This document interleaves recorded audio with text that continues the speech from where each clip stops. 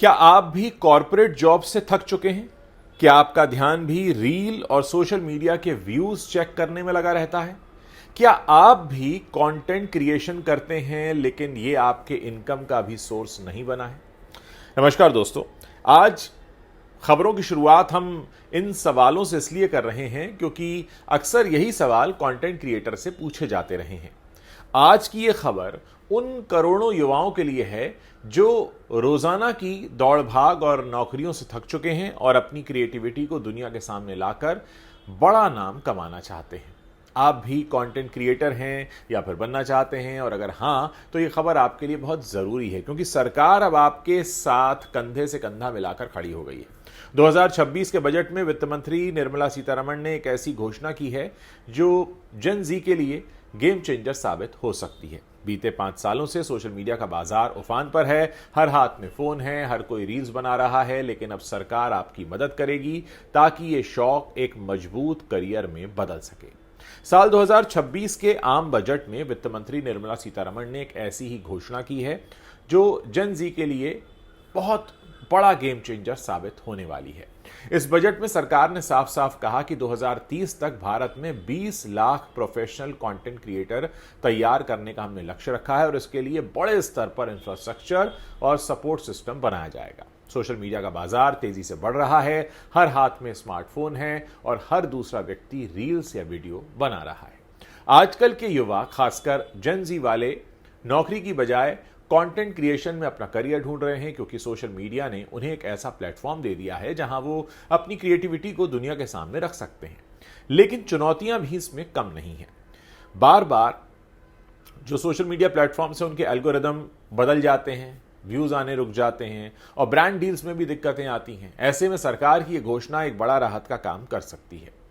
केंद्रीय वित्त मंत्री निर्मला सीतारमण ने 2026 के बजट में ऑरेंज इकोनॉमी को भारत की उभरती आर्थिक शक्ति बताया और क्रिएटिव इंडस्ट्री को बढ़ावा देने पर जोर दिया। उनका focus animation, visual effects, gaming, comics यानी एबीजीसी क्षेत्र में रोजगार और आर्थिक अवसर पैदा करने का है। उन्होंने साफ कहा कि साल 2030 तक इस क्षेत्र में 20 लाख प्रोफेशनल्स की जरूरत होगी और सरकार इस लक्ष्य को हासिल करने के लिए कदम उठा रही है। यह अनाउंसमेंट इसीलिए इंपॉर्टेंट है क्योंकि यह पहली बार है जब भारत के बजट में ऑरेंज इकोनॉमी का जिक्र इतने बड़े स्तर पर किया गया है। अब बात करते हैं उन ठोस कदमों की जो सरकार उठाने जा रही है। मुंबई के Indian institute of creative technology यानी IICT की सहायता से 15,000 सेकेंडरी स्कूल्स और 500 कॉलेजेस में एवीजीसी कंटेंट क्रिएटर लैब्स स्थापित की जाएंगी। इन लैब्स का मकसद है उन छात्रों को शुरुआती स्तर से ही इस बात की ट्रेनिंग देना कि वो डिजिटल कंटेंट कैसे बनाएं, क्रिएटिवली वो कैसे टेक्निकल चीज़ों का इस्तेमाल करके अपना कंटेंट बनाएं ताकि वो digital drawing, illustration, story telling और गेमिंग जैसे क्षेत्रों में महारत हासिल कर सकें। ये चीज़ें अब सिर्फ शौक नहीं रहेंगी बल्कि एक प्रोफेशनल स्किल बनेंगी जो मजबूत करियर की नींव रखेगा। सरकार इन लैब्स को स्थापित करने के लिए 250 करोड़ रुपए का बजट आवंटित कर रही है जो दिखाता है कि कितना गंभीरता से इस पर काम किया जा रहा है। साथ ही पूर्वी भारत में एक राष्ट्रीय डिजाइन संस्थान खोला जाएगा और एक राष्ट्रीय डिजिटल नॉलेज ग्रिड बनाने की भी घोषणा की गई है जो क्रिएटिव क्षेत्र में नॉलेज और रिसोर्सेज को सभी तक पहुंचाएगा। ये सब मिलकर एक ऐसा इकोसिस्टम बनाएगा जहां युवा अपनी क्रिएटिविटी को बिना किसी बाधा के आगे बढ़ा सकेंगे। अब आपके मन में बात आ रही होगी कि आखिर ऑरेंज इकोनॉमी क्या है और ये क्यों अचानक इतना इंपॉर्टेंट हो गया है। ऑरेंज इकोनॉमी या creative economy art, culture, design और डिजिटल कंटेंट जैसे क्रिएटिव फील्ड पर आधारित होती है और ये इकोनॉमी आइडियाज, क्रिएटिविटी और टैलेंट पर टिकी होती है और अब इसे उसी स्तर की प्रायोरिटी भी दी जा रही है जैसी कि 1990 के दशक में जिस वक्त आईटी बूम आया था उस वक्त सरकार ने दिया था। संयुक्त राष्ट्र व्यापार और विकास यानी UNCTAD की क्रिएटिव इकोनॉमी आउटलुक रिपोर्ट 2024 बताती है कि क्रिएटिव या ऑरेंज इकोनॉमी आज दुनिया में सबसे तेजी से बढ़ते आर्थिक क्षेत्रों में शामिल हो चुकी है। सेक्टर से हर साल $2 ट्रिलियन अमेरिकन डॉलर से अधिक का वैश्विक कारोबार हो रहा है जो दिखाता है कि कितनी बड़ी संभावनाएं इस क्षेत्र में हैं। कई सारे कंट्रीज में कोलंबिया, जापान, अमेरिका, चाइना और फ्रांस में क्रिएटिव इंडस्ट्री को बढ़ावा देने के लिए विशेष पॉलिसीज, टैक्स इंसेंटिव्स और सरकारी फंडिंग की व्यवस्था बहुत पहले से हो रही है और अब भारत भी इसी दिशा में कदम बढ़ा रहा है। भारत में पहली बार बजट में इसका जिक्र किया गया है, लेकिन पिछले कुछ समय से इसे लगातार बढ़ावा मिलता रहा है। साल 2025 में पीएम नरेंद्र मोदी ने मुंबई में आयोजित वेव्स यानी world audio visual and entertainment summit में हिस्सा लिया था। उस समिट की अगर हम बात करें तो वहां 90 से अधिक देशों के 10,000 से ज्यादा प्रतिनिधि आए थे, 300 कंपनीज आई थीं, 1,000 से ज्यादा कंटेंट क्रिएटर्स आए थे और 350 से ज्यादा स्टार्टअप्स मौजूद रहे थे। प्रधानमंत्री ने वहां कहा था कि Bharat film, digital content, gaming, fashion, संगीत और लाइव एंटरटेनमेंट का वैश्विक हब बनता जा रहा है और आने वाले सालों में क्रिएटिव सेक्टर का जीडीपी में एक बड़ा हिस्सा भी होने वाला है।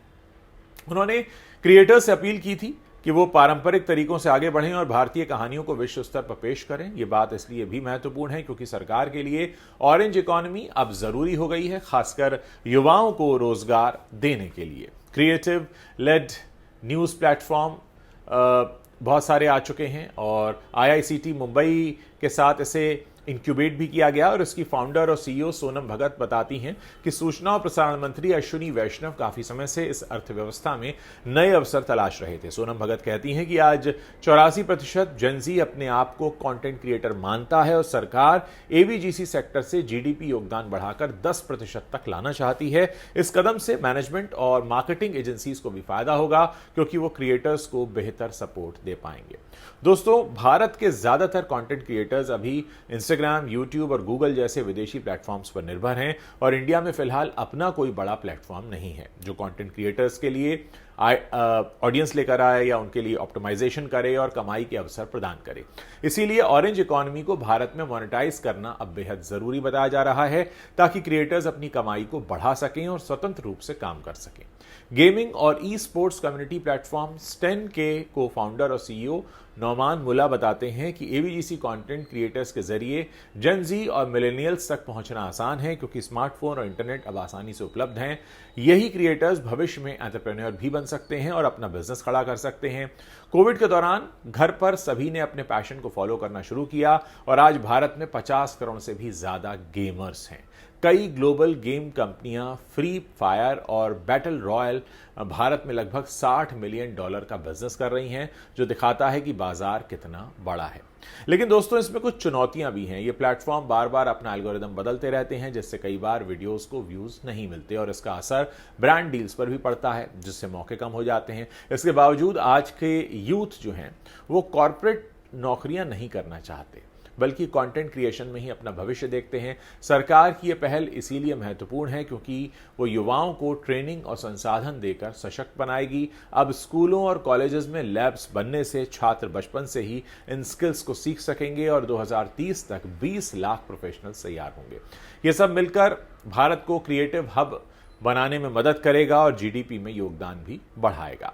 इस घोषणा का असर लॉन्ग टर्म होगा क्योंकि सोशल मीडिया का बाजार तेजी से बढ़ रहा है और हर व्यक्ति अब कंटेंट बना रहा है।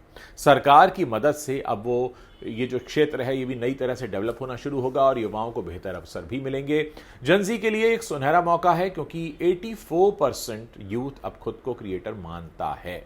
विदेशी प्लेटफॉर्म पर निर्भरता कम करने के लिए मोनेटाइजेशन भी जरूरी है और ये बजट उस दिशा में पहला कदम माना जा रहा है। गेमिंग फील्ड में 50 करोड़ गेमर और ग्लोबल कंपनीज का बिजनेस दिखाता है कि पोटेंशियल कितना है। तो आप जो भी कंटेंट बना रहे हैं, थोड़ी सी मेहनत और कीजिए, थोड़ी क्रिएटिविटी और दिखाइए, अपने शौक को अपना करियर बनाइए क्योंकि सरकार भी अब आपके साथ है। और साथ ही अगर आप मुझसे कोई मदद लेना चाहते हैं, मेरी भी जर्नी रही है पिछले 6 सालों की, जिस दौरान मैंने फेसबुक, यूट्यूब, इंस्टाग्राम और ट्विटर पर अपना प्लेटफॉर्म डेवलप किया। अगर आप चाहते हैं कि मैं अपनी जर्नी आपके साथ साझा करूं तो आप खुलकर सवाल पूछ सकते हैं, मुझे बता सकते हैं, तो हम कोशिश करेंगे कि इसी प्लेटफॉर्म पर हम कुछ डिटेल्ड वीडियो बनाना शुरू करें जिससे वो यंगस्टर्स जो अपना करियर अभी शुरू करना चाहते हैं उन्हें हमारी जर्नी में जो हमें चैलेंजेस मिले या जो हमने लर्निंग्स ली हैं, जो हमने सीखा है, उसका फायदा उन्हें मिल सके। खुलकर अपनी बात लिखिए, मैं आपके कमेंट्स पढ़ने का इंतजार कर रहा हूं।